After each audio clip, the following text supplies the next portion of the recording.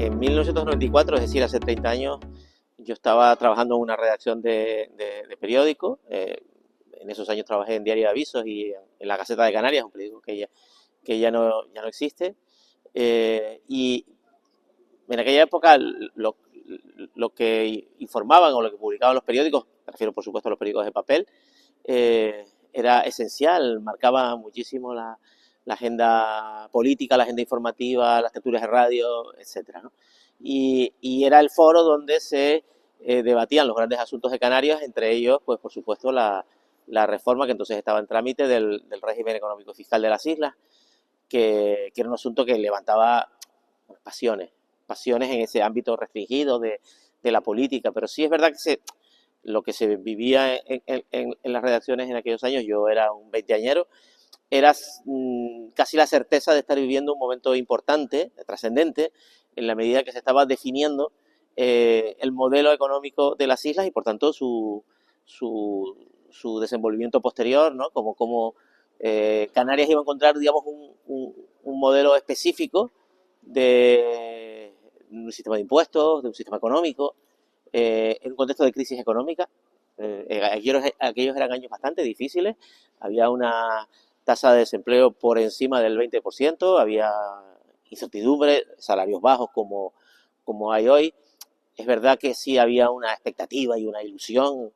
La sociedad en aquellos años, por lo menos la percepción que teníamos, no había perdido la ilusión de modernización, de avance, de acercar Canarias a la Unión Europea, un hecho que hoy está totalmente consolidado y que entonces era una novedad. De hecho, la reforma del REF tenía que ver con esa circunstancia, con el hecho de que Canarias había optado finalmente por un modelo de plena integración en la Unión Europea. Esto implicaba una serie de consecuencias, las más visible hoy era la existencia de un impuesto sobre el valor añadido, es decir, un IVA, en este caso nuestro impuesto es el IJIC. Esto ya se había aprobado en 1991 y lo que se negociaba en el 94 era la contrapartida, era, bueno, a cambio de esa plena integración, qué incentivos para dinamizar la actividad económica tenía Canarias. Y sobre eso había tribunas académicas, había un debate enorme en las facultades, había conferencias, debates, seminarios en las facultades de económicas, de derecho, sobre cuál era la mejor fórmula. Y era un debate que, siendo un debate relativamente elitista, que estaba en la prensa, en la política, en las asociaciones empresarios, en los sindicatos, era un debate muy plural, opinaba todo el mundo. O sea, los sindicatos tenían su modelo de nuevo REF, los empresarios tenían el suyo y en la política había posiciones pues muy diversas. Y era un debate muy abierto, muy franco, no había limitaciones en ese sentido. Informamos con mucha libertad, por supuesto, ¿no? Vamos a ver, hubo como dos episodios, ¿no? Hubo dos etapas.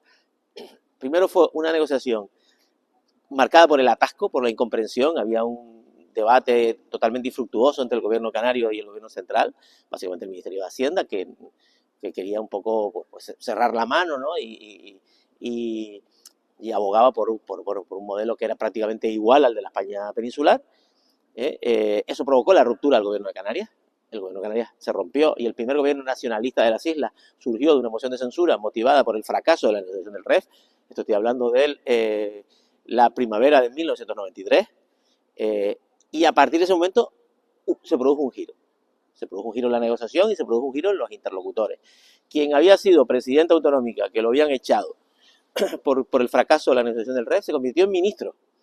Porque Felipe González, que era el presidente del gobierno, recuperó a Jerónimo Saavedra, que pasó de ser presidente de Canarias a ser ministro de Administraciones Públicas. Y entonces tuvo que negociar el REF desde el otro lado de la mesa. La cosa cambió a mejor.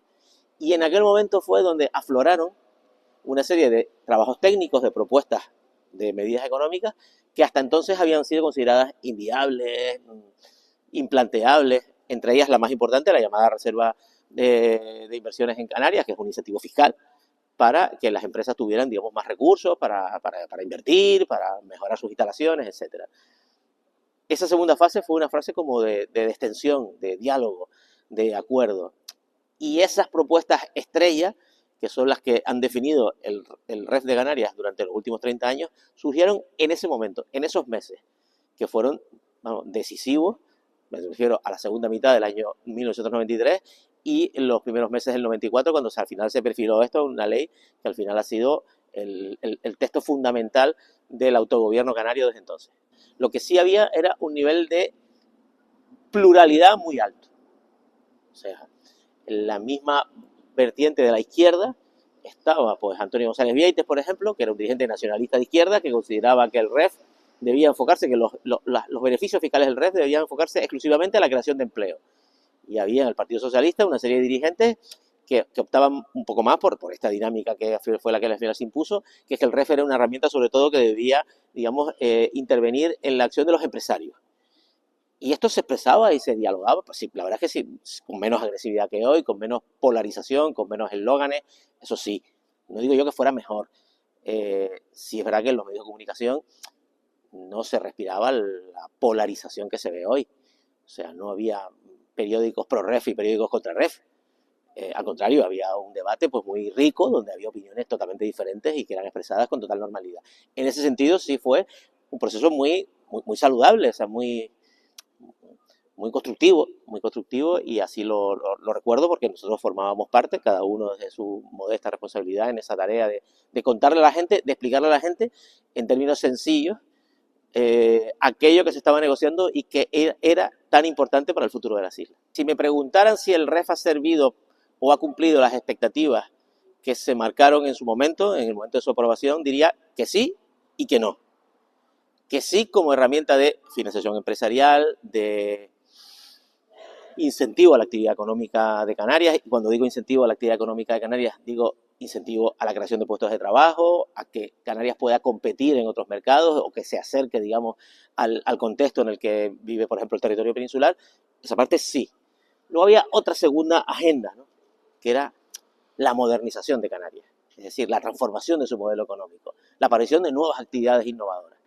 Creo que esto es una asignatura pendiente. Lo sigue siendo hoy. Y de hecho, si se está reflexionando sobre una reformulación del REF, tiene que ver un poco con esta circunstancia, con el hecho de que los tiempos cambian, la economía cambia, y las herramientas legales tienen que hacerlo. Esa segunda parte transformadora que soñaban algunas personas que hablaban del REF en aquellos años, o no se ha cumplido, o desde luego se ha cumplido muy por debajo de las expectativas. Y en ese sentido es una tarea cumplida a medio.